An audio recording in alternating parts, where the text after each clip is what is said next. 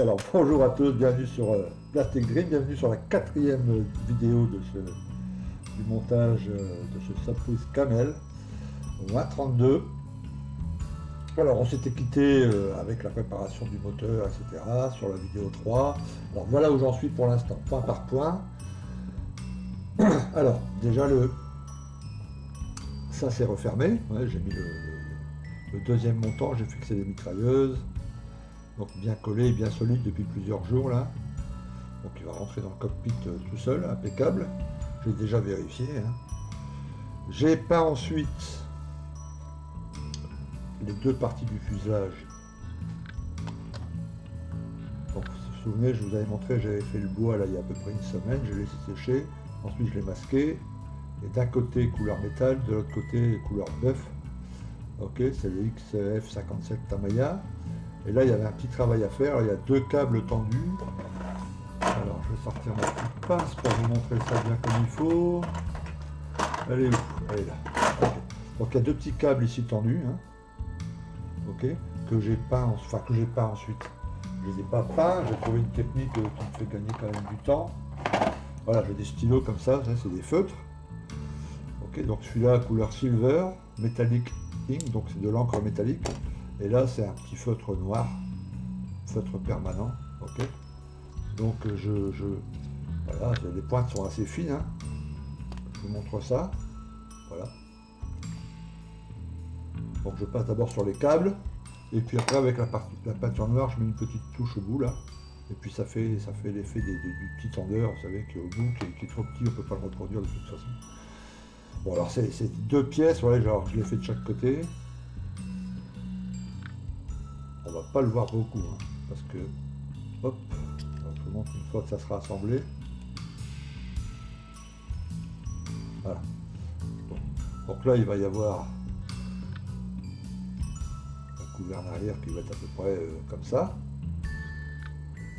Ok. Il va y avoir ici, alors je sais plus où il est situé, je crois que c'est en dessous ou au-dessus. Ouais, c'est au-dessus en plus. Donc cette partie-là, on va la voir que le dessous. Ouais, donc il va falloir vraiment bien regarder. Bon, j'ai encore, je sais pas grave, hein, je vais quand même le travailler à fond. Là, j'ai encore un peu le travail, un petit jus à poser pour que ça soit un peu plus profond, quoi, un peu nettoyé là sur le côté. Mais enfin bon, on va pas le voir beaucoup. Donc le cockpit va être inséré ici. J'ai déjà fait un test, ça rentre impeccable. Hein. Ok. Donc voilà, je travaille sur les demi-fuselages. J'ai ensuite, alors je vais enlever ça au fur et à mesure que je vous montre. L'aile, on l'avait vu, j'ai percé les trous, elle est bien sèche, bien poncée. Enfin, il n'y a pas beaucoup de travail de ponçage à faire là-dessus. Hein, je vous dis tout de suite, c'est vraiment nickel. Ok. La petite gouverne, je vous ai montré, il y a juste une pièce à coller, c'est celle-ci. Hein, il va y avoir des câbles qui vont être attachés là à la fin. Ok. Les deux petites mitrailleuses. Alors, elles sont en deux moitiés, mais là, elles s'emboîtent. Pas besoin de mastic, rien du tout. Hein, c'est ajustage nickel. J'ai percé le petit canon, vous voyez au bout là, c'est pas percé, hein, donc il faut couper, et puis après on prépare le trou, et puis avec un petit foret, et puis il y a une petite pièce en photodécoupe à ajouter.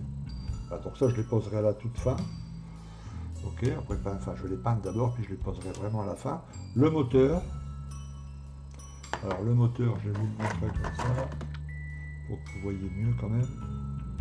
Voilà, donc très simple la question,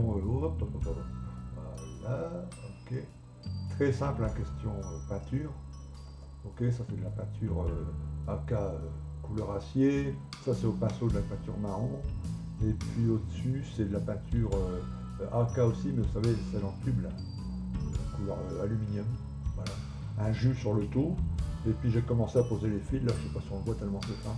Il y en a deux pour l'instant de poser, j'en ai encore pour tout le tour à faire là. Voilà, bon, celui-là aussi il va faire l'illusion une fois inséré avec le capot moteur, là ça va être nickel. Donc ça c'est pour le moteur. Alors il y a eu une petite bourde, c'était sur cette partie.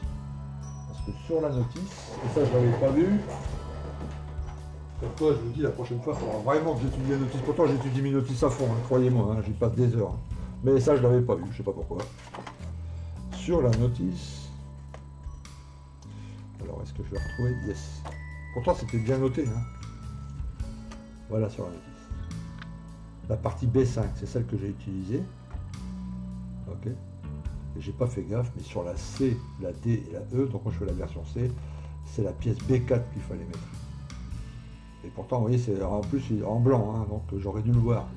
Et je sais pas, penser à autre chose. Vous savez, quand on fait des montages et puis qu'on filme en même temps, on pense, voilà, on pense à beaucoup de trucs, que la lumière soit ok, que tout le monde, enfin, qu'on voit bien, que patati patata.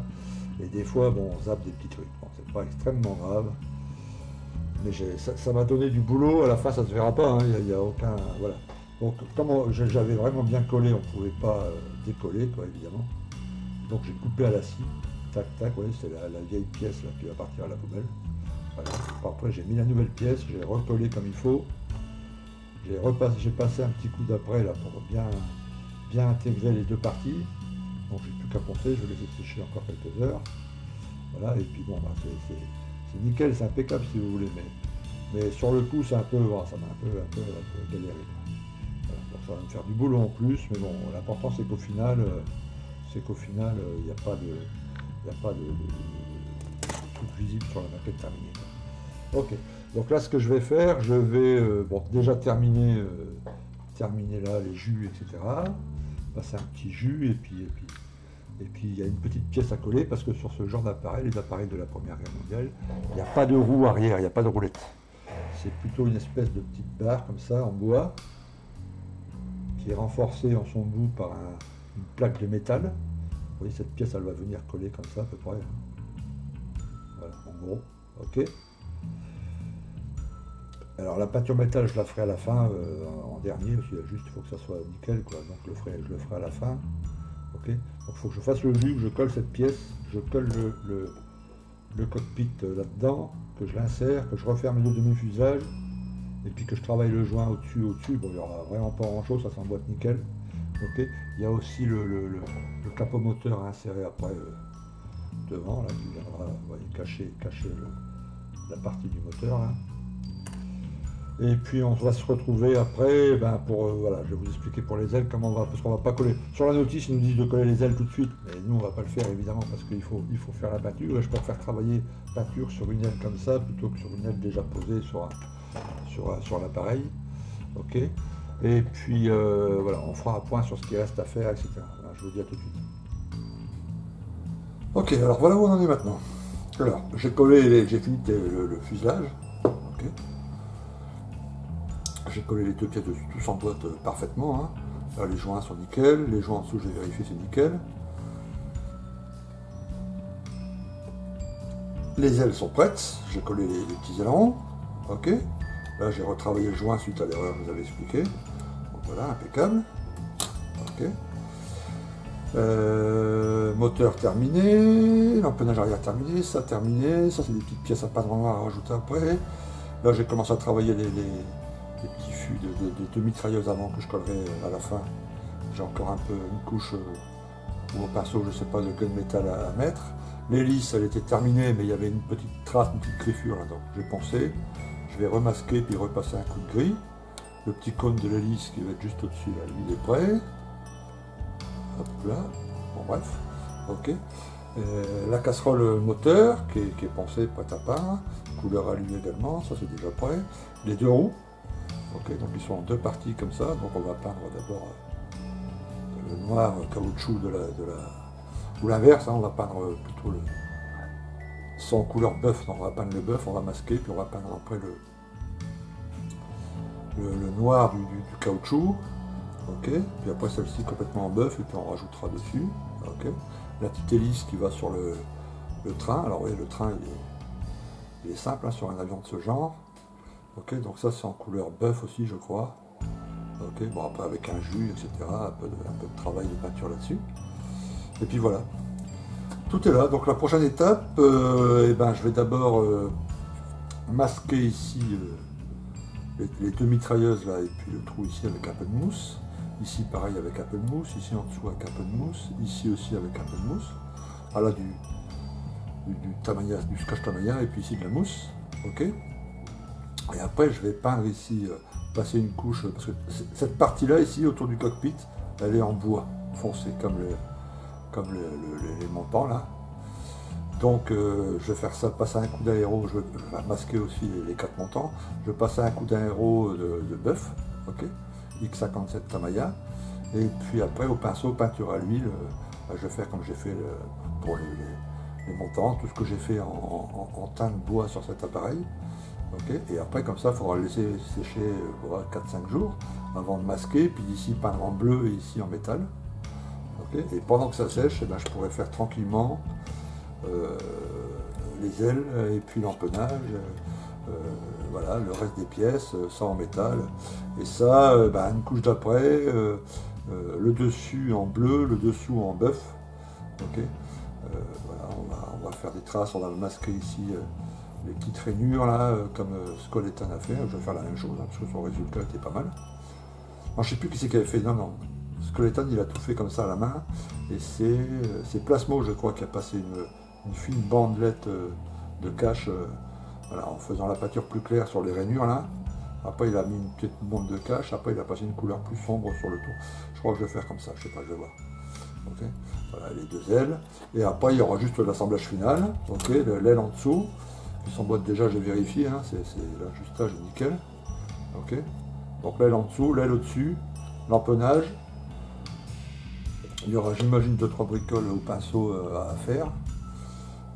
Et puis après, eh ben, on attaque les fils, le ringing en dernier, et puis voilà, ça sera fait. Ok. Donc on se retrouve une fois que le masquage est fait, et une fois que j'aurai passé la peinture bœuf ici, et on pourra ensuite ensemble au pinceau en direct, comme ça je ferai la peinture du bois. Ok, à tout de suite.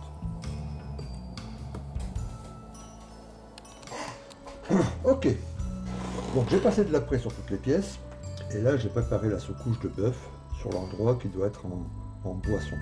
Ok, et maintenant avec la peinture à l'huile, on va tout doucement peindre cette pièce, comme ça je vais la mettre de côté 4-5 jours pour que ça sèche bien. Pendant ce temps-là, on fera les ailes et tout le reste. Ok. Donc qu'est-ce qu'il vous faut? De la peinture à l'huile, carte d'ombre naturelle, ok, Raw Amber, un vieux tube hein, que j'ai depuis plus de 20 ans et qui fonctionne encore. On en met un peu sur un sopalin pour que ça absorbe un peu l'huile et que la peinture soit un peu moins grasse. Voilà, un peu de white spirit, ok. Voilà, j'en ai mis un peu dans le godet là, et puis une petite poubelle pour faire ces petits... parce qu'on la met pas pure évidemment, on va la...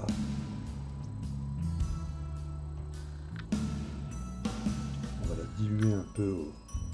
Vous voyez, c'est une couleur marron foncé. Alors c'est un tube, c'est le Raw Amber, enfin terre d'ombre naturelle, ou la terre de sienne aussi. Et la terre d'ombre brûlée, ce sont des teintes qui rentrent beaucoup. Enfin en maquettiste, on en utilise beaucoup. Hein. Pas beaucoup, souvent. D'infimes quantités, mais voilà, ça sert à faire des tas de trucs. C'est avec ça qu'on faisait les jus avant. Ok, donc là on y va, on prend une petite brosse. Alors le but c'est de mettre un minimum de peinture. Voilà. Moyen de peinture, mieux c'est. Alors la première couche, il faut juste couvrir. Les stries du bois, on les fera après. Donc il faut aller dans la logique et réfléchir comment le bois a été mis, quoi. Si vous avez des photos de référence, c'est encore mieux. Là j'en ai pas, donc j'imagine bien que ça doit être des planches comme ça. Il y a des lignes dérivées ici, ok. Là c'est de la toile, donc c'est de la couture après. Là pareil, dans le sens, je vois pas des arceaux coudés comme ça en bois, à mon avis c'est dans ce sens là aussi. Voilà. Donc le premier on couvre simplement, de toute façon ça met un temps fou à sécher, donc vous inquiétez pas. Hein.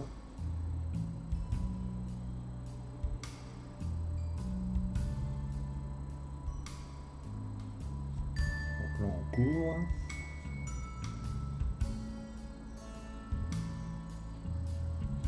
Alors, le moins de peinture possible parce que bah, il faut pas empâter les détails, quoi. Les détails sont super fins. Alors c'est pas que sur cette maquette, hein. En règle générale il faut mieux avoir un minimum de peinture.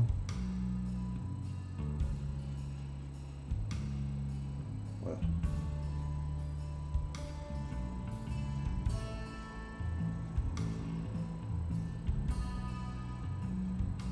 Bon là on peut laisser comme ça pour l'instant, ok.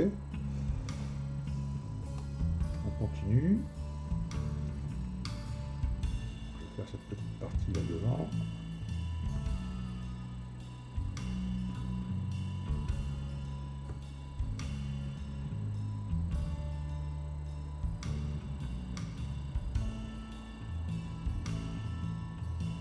Alors, je vais enlever la petite touche là, je l'avais mis pour protéger l'intérieur lorsque j'étais verrouillé. J'en ai plus besoin. Le petit rebord autour là, c'est alors la notice donne le choix entre un cuir marron rouge ou un cuir noir. Donc, je vais le peindre aussi comme ça, et puis après je ferai je rajouterai une peinture ou je sais pas encore quelle couleur je vais faire. Voilà. Après, la première couche c'est vraiment pour placer la peinture.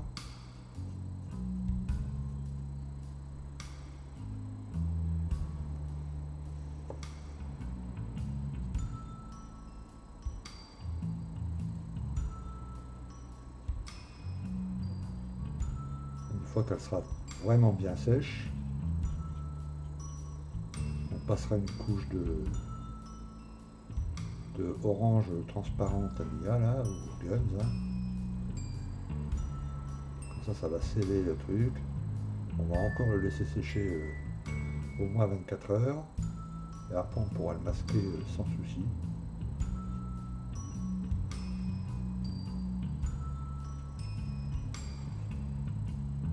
Pour pouvoir peindre le reste. Hein. Donc là le devant ça va être de l'alu, enfin l'aluminium, et là la toile bleue.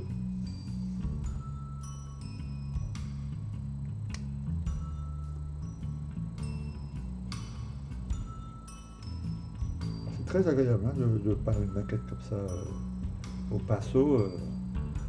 On est habitué à l'aréographe.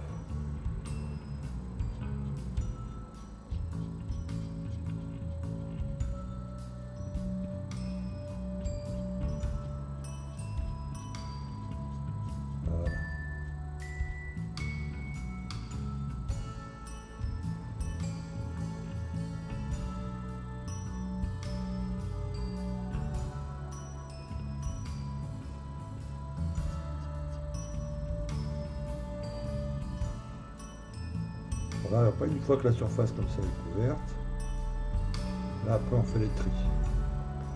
Moi on peut rajouter de temps en temps quand on va tirer la peinture. Alors vous voyez on utilise vraiment pas beaucoup. Hein. Ah ouais, il y avait un petit côté là que j'avais vu. Il y avait plus. Alors attendez, hop. J'ai remarqué ça quand j'ai passé la preuve.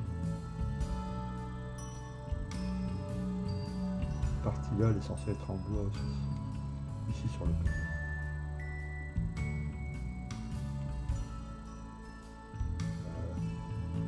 Elle va se voir un tout petit peu. Mais... ok, maintenant une fois que c'est comme ça,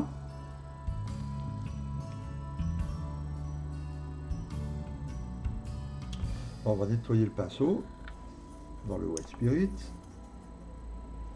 Bon, on peut peut-être prendre un pinceau plus large. Hein.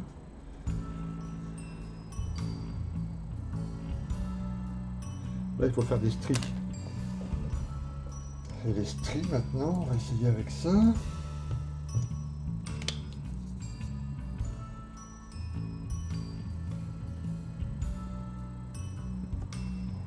Ah, c'est ça, non, c'est pas assez dur, ça, tu vois. C'est ça qui est sympa avec la peinture à l'huile, c'est qu'on peut faire de multiples tests et tout. Celle-ci, peut-être.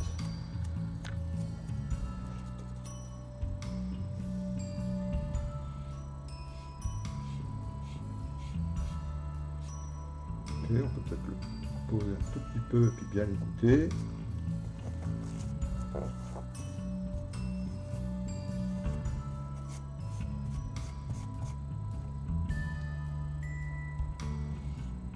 Voilà, c'est parfait.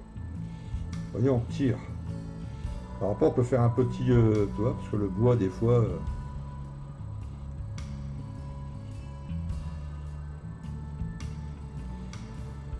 Voilà. Je ferai des photos, hein, vous vous rendrez mieux compte sur les photos.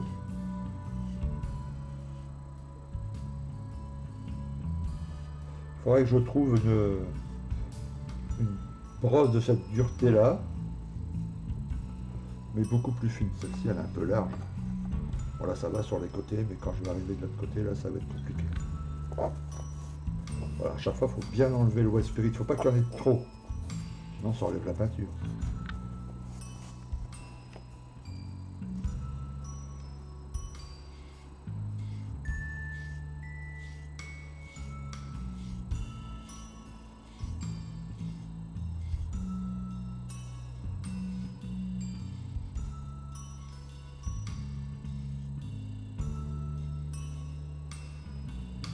Si ça manque de peinture, là je trouve qu'il en manque un peu. On travaille dans le frais, donc pas de panique, hein, on revient sur le... Voilà.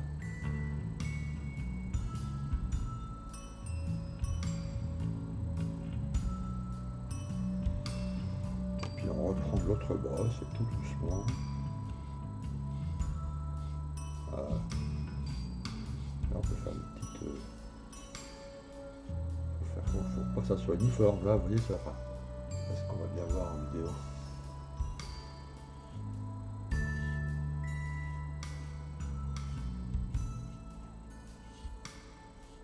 Voilà. Alors après on peut faire des petites teintes, des petites touches, vous savez, comme s'il y avait un nœud dans le bois.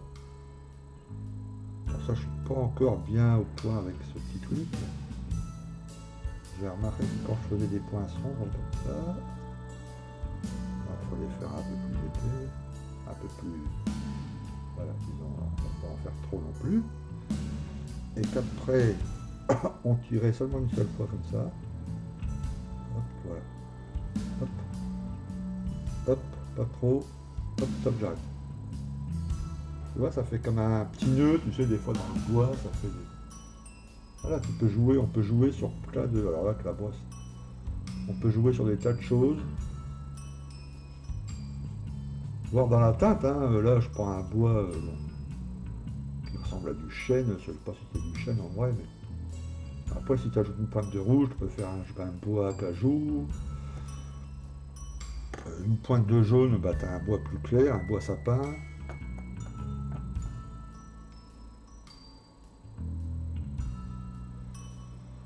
Tu vois, si tu vois pas les couleurs, tu vas sur Google, tu tapes teinte bois ou bois, et tu vas avoir des tas d'images de bois, cerisier, machin, et tu as déjà des idées de plein de...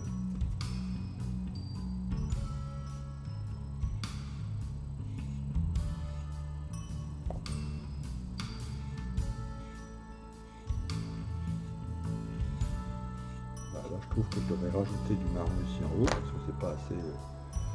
Donc hop, c'est pas de problème, on va prendre un peu de peinture. Alors, vous voyez, quand je vous disais que c'était des quantités infimes, c'est vraiment des quantités infimes. Hein. Avec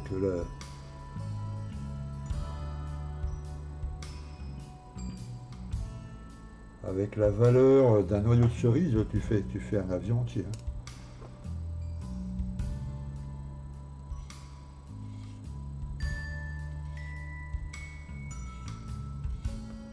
Voilà.